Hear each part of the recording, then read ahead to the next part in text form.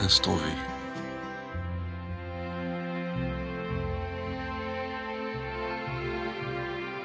Vous êtes académicien français, lauréat du Goncourt, Grand Prix national des lettres. Mais oui, etc., beaucoup d'autres choses. Alors Marcel Arlan a commencé sa carrière en 1923 en tant que professeur au collège du Moncel. Donc le Moncel, à Jouy-en-Josas, un domaine classé, 14 hectares, avec un château, un village, un chalet, etc., en cours de rénovation.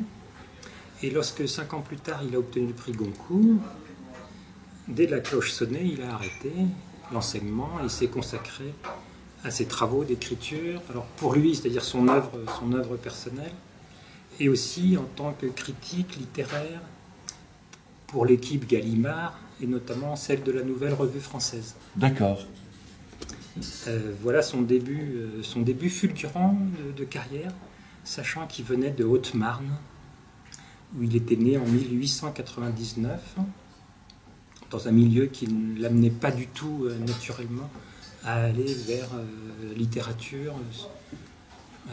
Pourquoi cet intérêt? Alors, parce qu'en fait, c'est une personnalité de la vie des lettres française qui a eu son apogée entre les deux guerres et qui est dans l'oubli aujourd'hui, mais je pense qu'on a tout intérêt à le relire et à le faire redécouvrir. Et dans la mesure où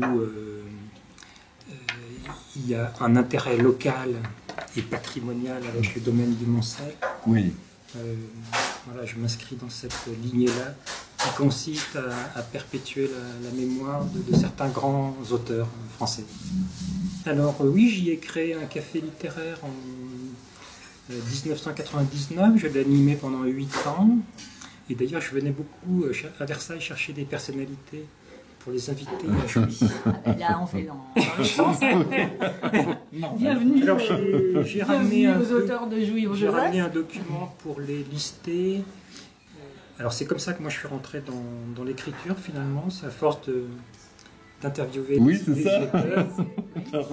Ça m'a donné l'envie et c'est vraiment au moment même où je démarrais le café littéraire que je me suis lancé dans l'écriture, à quelques années près. Instant V.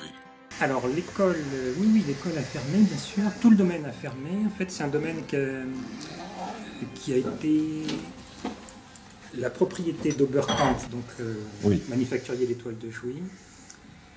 En 1923, c'est devenu un collège. En 1980, le collège a fermé. La Fondation Cartier s'est installée quelques temps plus tard pour l'art contemporain. Donc, vraiment une vie très, très riche, très tumultueuse même. Et ensuite, il y a une succession de reprises avec des imbroglios juridico-financiers. Ça, c'est une péripétie heureuse. Oui. C'est le moment où Alain Hélouz, le dernier propriétaire, a tenté, enfin, quasi-propriétaire, évincé, parce que les histoires du Moncel sont toujours compliquées.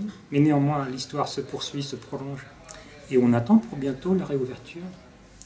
Actuellement, les travaux sont menés sous l'égide d'Acapas, un groupe avec lequel j'aimerais rentrer en discussion pour pouvoir faire peut-être un colloque avec, pourquoi pas, des universitaires, le groupe de recherche historique autour de Marcel Arlan. Il y a de la matière.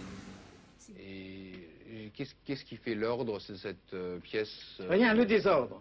C'est le désordre qui fait l'ordre, n'est-ce pas? Dans la vie aussi d'ailleurs. J'aime pas mal, j'aime assez cette petite définition. J'ai un certain nombre de textes qui s'intitulent, qui sont sur internet en libre accès, qui s'intitulent Le fauteuil de Marcel Arlan, La bibliothèque de Marcel Arlan. C'est ça, ce sont les lieux en fait. J'ai tourné autour de mon sujet. Comme je vous le disais, j'avais eu du mal à trouver un angle, donc je l'ai abordé par différents biais. C'est ça. Jusqu'à aboutir à cette forme de l'abécédaire. Oui, très bien. Instant V.